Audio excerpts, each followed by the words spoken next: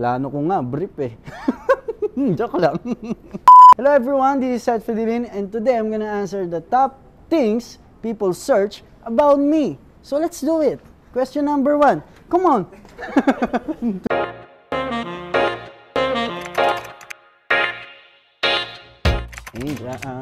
I'm turning 16. Just kidding. Turning 23. PBB, oh. Brainer. Ang hopeful son ng Cavite. PBB Otso. 2018. Isa sa mga paborito kong memory sa loob ng bahay ni Kuya. Of course, yung pagpasok ko. Dahil narinig ko ang boses ni Kuya sa unang pagkakataon. And feeling ko, magulang ko siya. July 9, 2002. Cancer.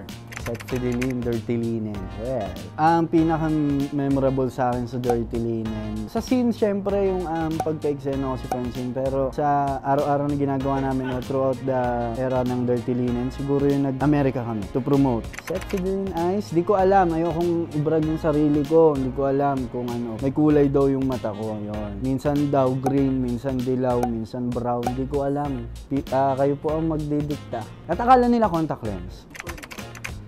My full name is Seth Yancy Fronda Fidelin. Yung Seth is galing siya sa Bible. Yung Yancy galing siya sa baby book. Yung mga center, yung mga listahan ng pangalan. So naganap lang yung mama ko doon. Tapos ang ganda daw nito. Yun, Yancy.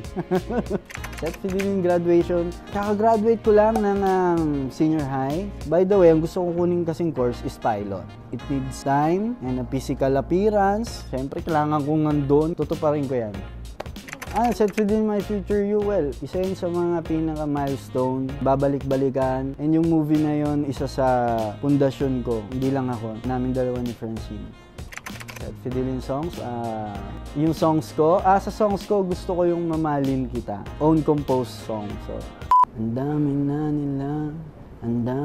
nila, halika na sa akin ka, mamahalin kita. Yan, Cancer.